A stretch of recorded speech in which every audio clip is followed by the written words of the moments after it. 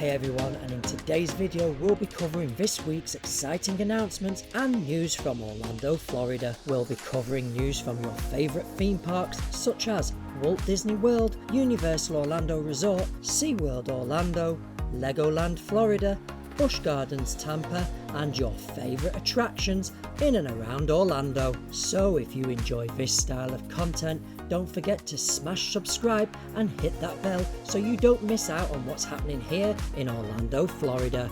So let's dive in with our first story of the week.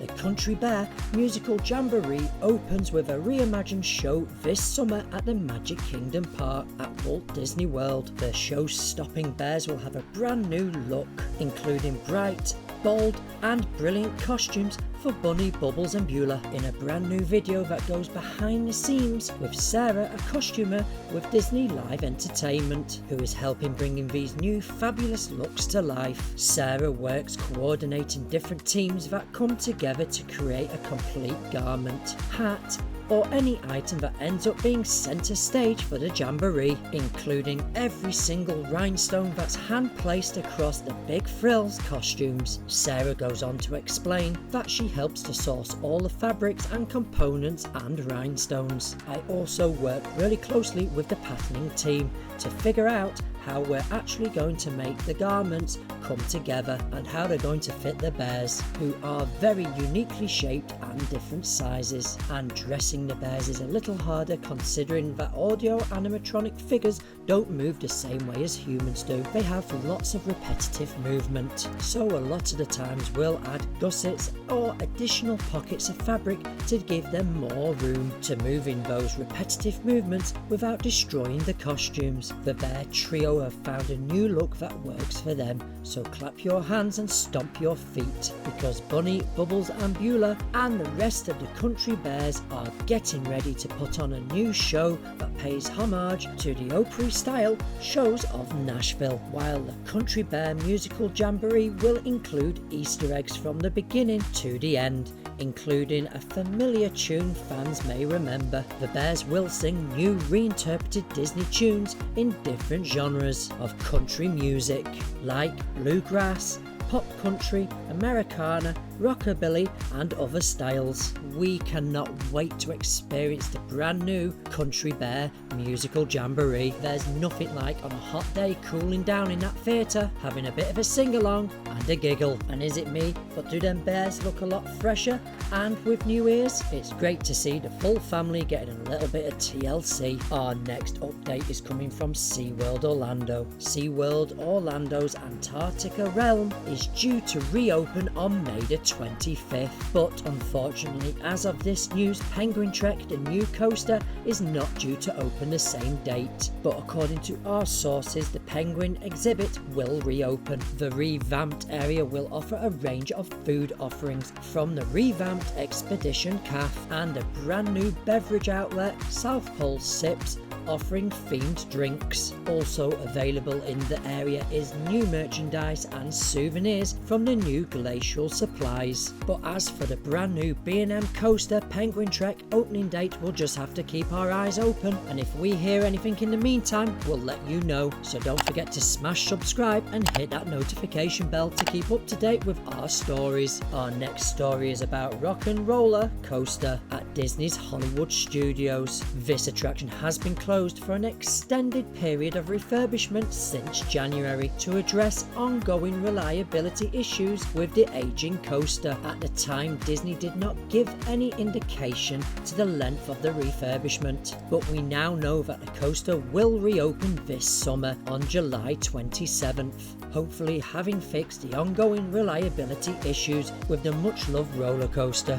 It's not known if there was any cosmetic changes during the current more than 6-month refurbishment, other than fixing the system and track issues with the coaster. This is absolutely great news. We can't wait for this ride to open. You definitely feel a difference with the crowds because this ride is closed, and once open hopefully we can get on the Tower of Terror a little bit quicker. Our next story is coming from Halloween Horror Nights. It's been a busy week of announcements. This week has seen HHN 30 33 announced several new houses. All the houses are original, which is absolutely excellent because Universal has the flexibility to do whatever they want. But we haven't had any IP houses as yet. The first house announced was Slaughter Cinema 2, which we spoke about in our last news update. And rumours are pointing to the director being involved and possibly fear controlling all. The next house announced was the Goblin's Feast,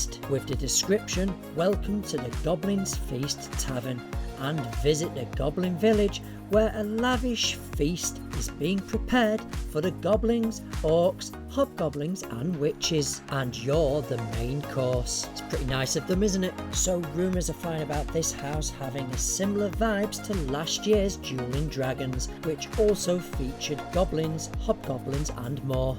Then on Tuesday, May the 21st, Universal announced a third of this year's 10 haunted houses.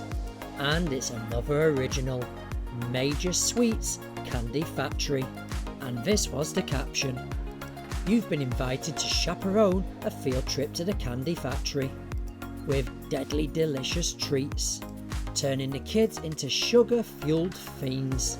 This new original house is based on Major Sweets, a character that was featured in Halloween Horror Night HHN 31. Back then it was a scare zone known as Sweet Revenge. And I don't know about you guys, but I'm getting some horror-fueled Willy Wonka and the Chocolate Factory vibes. The fourth original house to be released this week is the Museum of Deadly Exhibits. You're going to check out the Rotting Stone, the local folklore museum's infamous new exhibit. An evil spirit escapes within, possessing other displays and decaying everything in its path. This is definitely going to be a museum where you want to stick to them rules and touch nothing. And the fifth house is monstrous, the monsters of Latin America. With La Muerte as your guide, you'll be asking for piedad from these three terrifying monsters: the blood-sucking flower wampachi, I hope I got that right, the owl-faced witch, La Chufa, and the bone-ripping El Cibon. I really hope I got all them names right. And it looks like I'm going to be doing some research on Latin America and its terrifying ghouls. So what are your thoughts about these amazing 5 original HHN